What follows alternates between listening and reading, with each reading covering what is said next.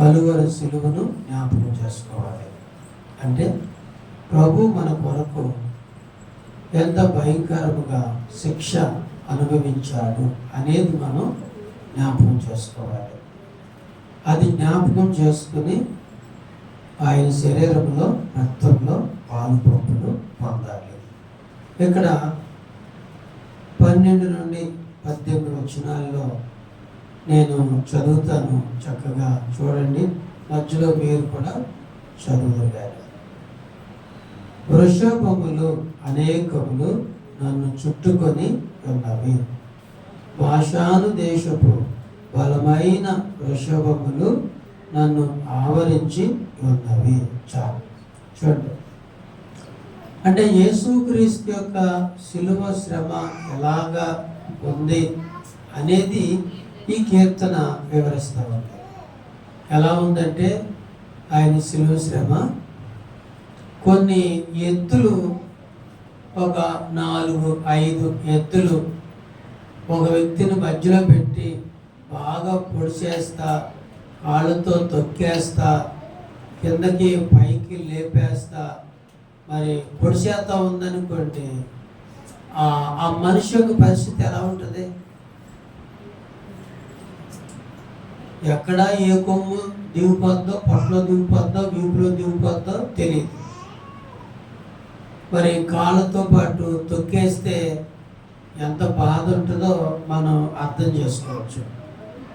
ఇప్పుడు యేసుక్రీస్తు వారు కూడా సిలువలో అలాగే చేయబడ్డాడు అని వాక్యం చెప్తూ ఉంది.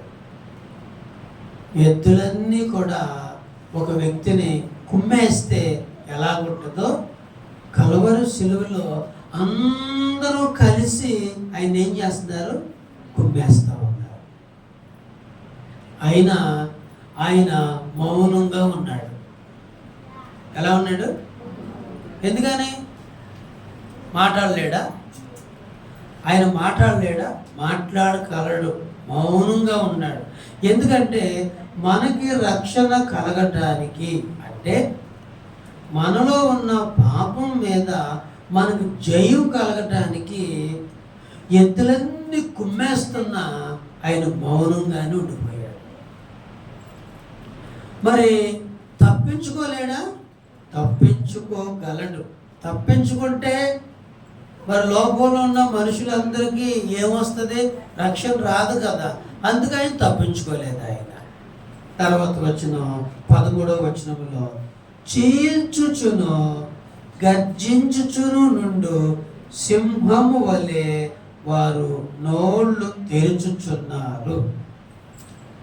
నోళ్ళు ఎలా తెరుస్తూ ఉన్నారంట? ఇందాక తమ్ముడు కొన్ని మాటలు చెప్పాడు. ఏమన్నాడంటే, నిన్ను నువ్వే రక్షించుకో, మమ్మల్ని కూడా రక్షించు అని దొంగలు అంటూ ఉంటున్నారు. మిగతా వాళ్ళు ఏమంటున్నారు? నువ్వు నిన్న మొన్నటి దాకా దేవుడు అన్నావు కదా, మరి ఇప్పుడు నువ్వు చూపించు, నీ దేవుని ప్రతాపం ఏంటో చూపించు అంటున్నారు.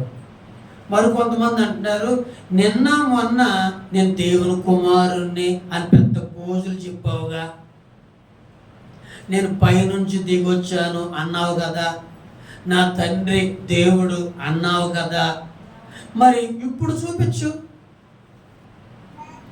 ఇప్పుడు ఈ సిలువలో జరిగేటువంటి విషయాలు చాలా మంది బయట కూడా మాట్లాడుతున్నారు. బయట కూడా, అరే ఈయన దేవుడు అయితే మరి 3 మేకుల్లోంచి బయటకు రాలేదేంటి అని ఆ రోజుల్లో మాట్లాడారు, ఈ రోజుల్లో కూడా మాట్లాడుతున్నారు. ఇక్కడ జవాబు ఉంది బైబిల్ చదివితే. ఆ రోజు మాట్లాడిన వాళ్ళకి 3వ రోజు ఆయన తిరిగి లేస్తే అందరూ మూసుకున్నాడు. అయిపోయింది జవాబు. దిగొస్తే నమ్ముతానన్నారు కదా, మరి 3 దినాల్లో తిరిగి లేచాడు, దిగొచ్చాడు. మరి నమ్మారా? కాబట్టి ఈరోజు కూడా యేసుక్రీస్తు సిలువని ప్రశ్నిస్తున్నటువంటి వాళ్ళకి కూడా ఇదే జవాబు. ఆయన లెగలేడా? లేచాడు. లేచిన విషయాల గురించే మాట్లాడుకుంటున్నాం. నువ్వు ప్రత్యేకంగా ఈరోజు వచ్చి మరలా యేసుప్రభు దేవుడైతే ఆయన సిలువై పట్టడం ఏంటి, దేవుడైతే ఆ మేకల్లోంచి బయటకు రావచ్చు కదా, నువ్వు ప్రశ్న వేస్తున్నావు. ఎప్పుడో మేకల్లోంచి బయటకు వచ్చేసాడు ఆయన. ఆయన దేవుడు కాబట్టి ఎప్పుడో రక్షించబడి 3 దినాల తర్వాత లేచి సజీవుడిగా నిన్న నేడు తిరుగుతున్నాడు. ఈరోజు ఇంకా నువ్వు సిలువను గురించి ఏదో వ్యంగ్యంగా వ్యర్థంగా మాట్లాడటం వలన ఉపయోగం లేదు.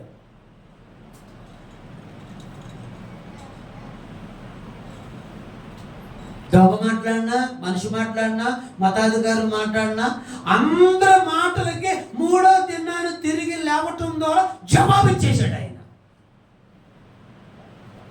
అన్నారుగా, నువ్వు దేవుని కుమారుడువా అన్నావు కదా, మరి నిరూపించానా లేదా?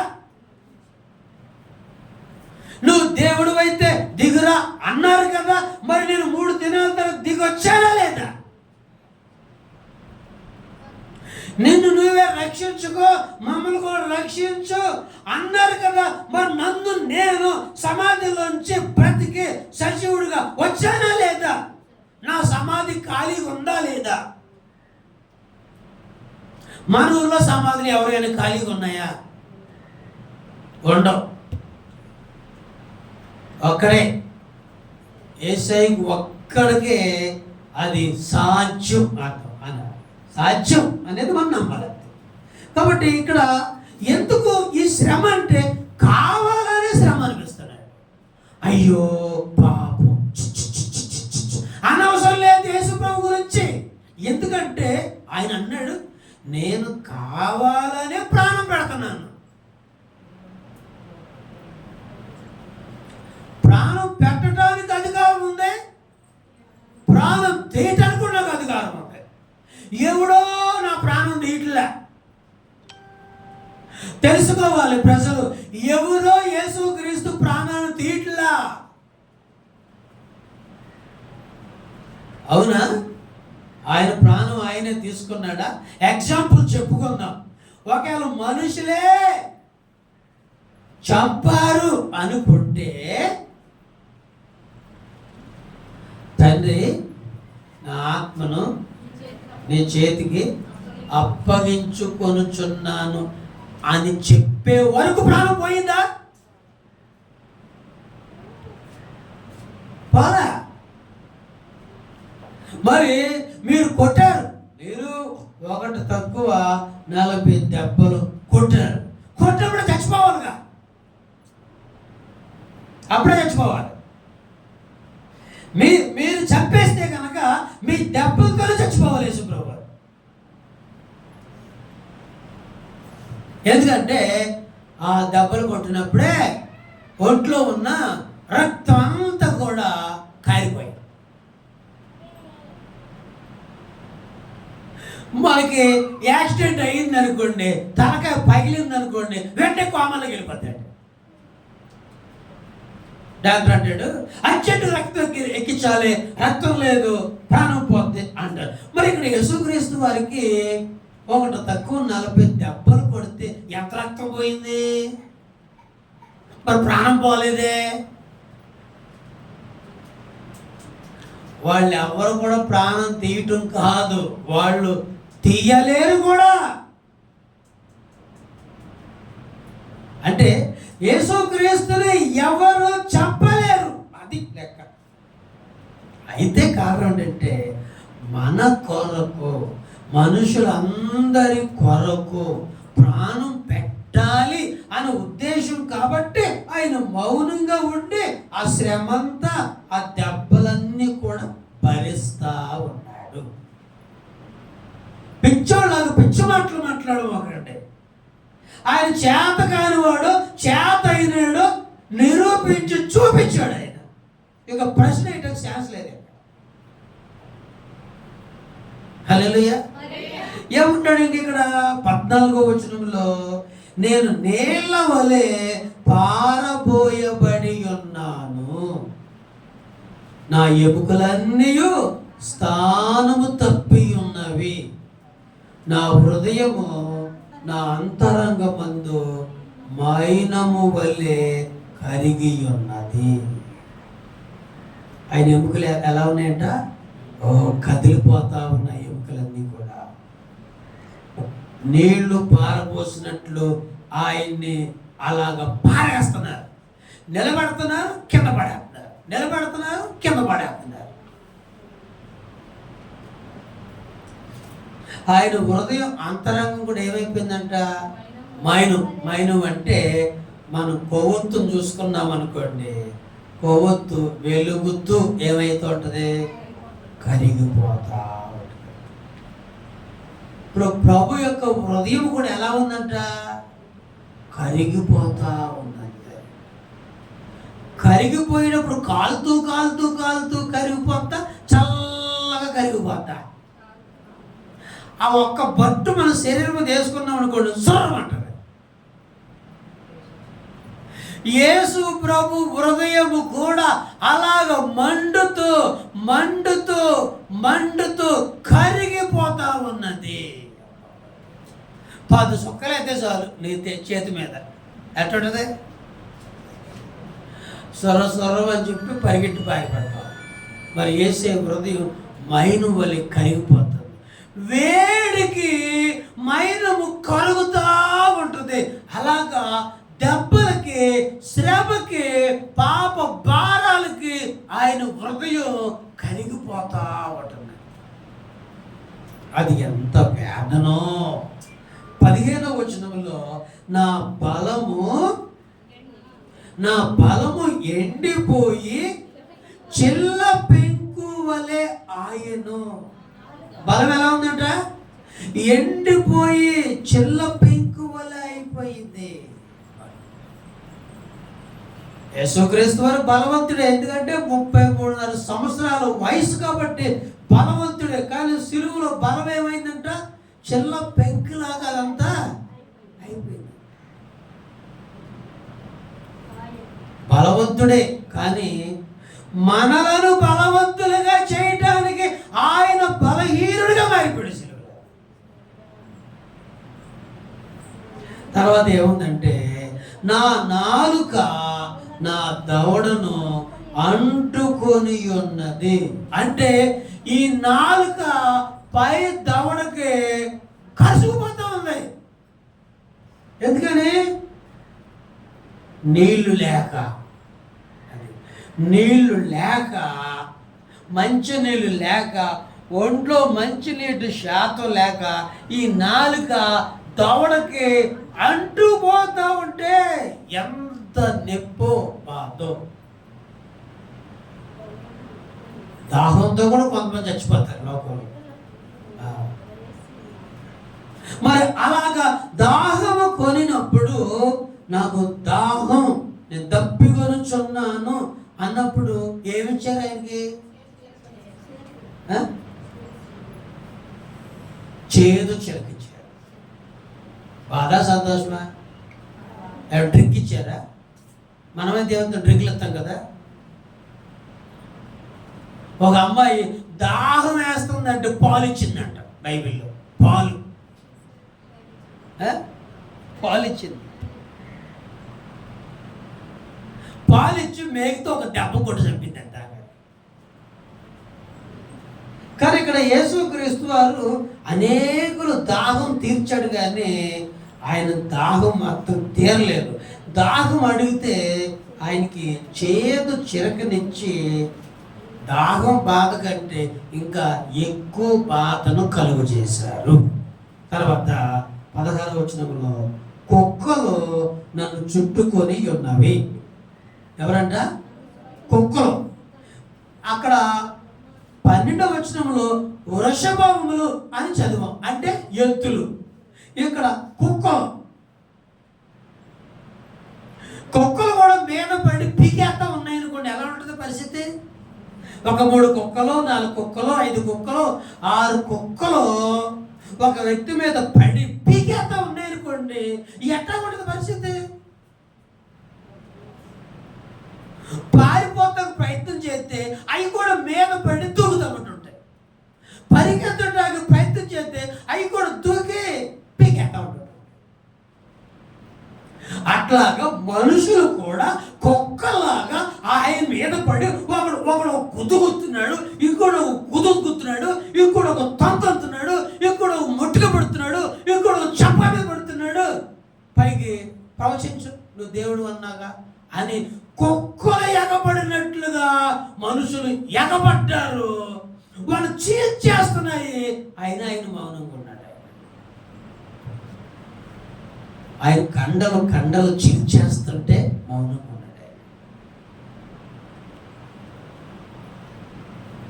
మనకు ఒకసారి కుక్క కరిస్తే తెలుస్తుంది బాధ. ఎందుకని బొడ్డు చుట్టూ ఏ పొడిపించుకోవాలి, రోజు వెళ్ళి ఇంజక్షన్ పొడిపించుకోవాలి. దానికంటే పెద్ద బాధ ఏంటంటే ఒక 6 నెలల దాకా బిర్యానీ తినద్దు అంటారు. అది పెద్ద బాధ. ఎంత బాధో. ఇక నన్ను బిర్యానీ తినొద్దు అన్నారు, నన్ను చికెన్ తినొద్దు అన్నారు. ఇప్పుడు ఎట్లా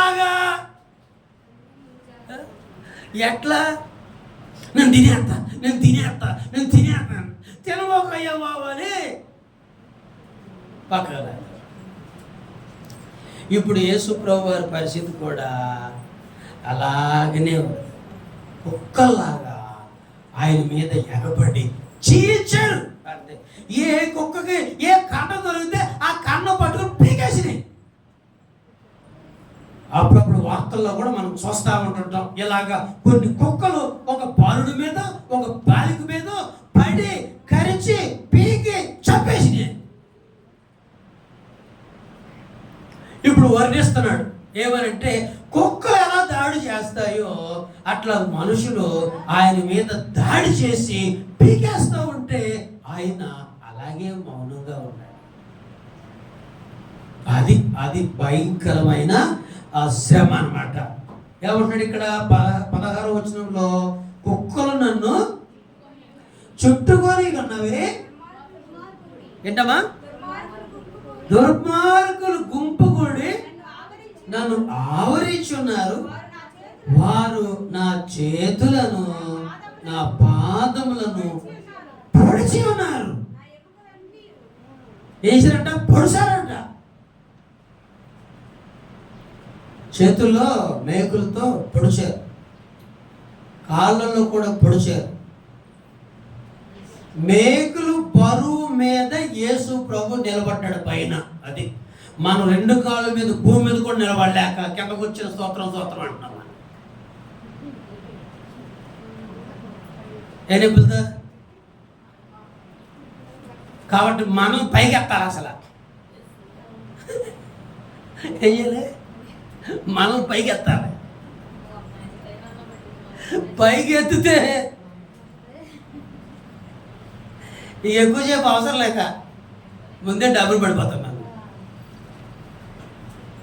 కానీ ఆయన పైకి ఎత్తే కేవలం మేకులు ఆధారముతోనే నిలబడితే ఎలాంటి పోటు, ఎలాంటి నొప్పి, ఎలాంటి కష్టం, ఎలాంటి బాధ ఎలాగ తోడేస్తా ఉందో శరీరం ఎముకలు పోట్లతో.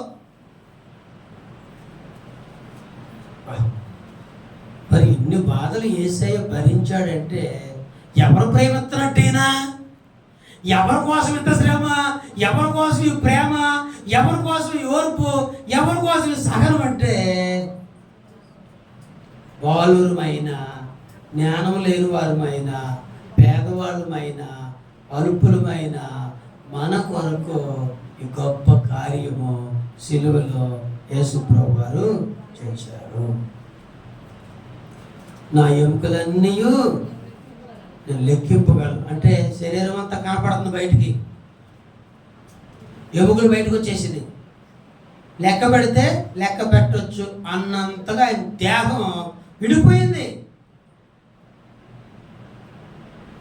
ఆయన దేహం విడిపోతే, ఆయన శరీరం విడిపోతే ఆయన ఎముకలు స్పష్టంగా కనపడుతున్నాయి. అది ఎంత పోటండి, ఎంత చర్మం ఎక్కడికక్కడ విడిపోతే, ఎక్కడికక్కడ పగిలిపోతే ఆ బాధ ఎలాగుంది చెప్పు రాజు, ఎలాగుంది అప్పుడు బాధ? ఇలా విడిపోయింది కదా మొఖాలు, ఎలాగుంది బాధ? అంతకంటే ఎక్కువగా రాజు నీ కొరకు యేసయ్య ఆ పోటు బాగా పడ్డాడు. అది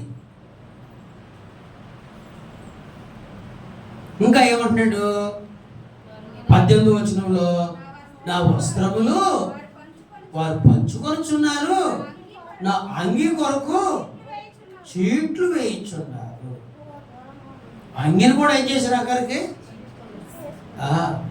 అంగిని కూడా చీట్లు వేసి ఆయనలో పనిచేసుకున్నారు.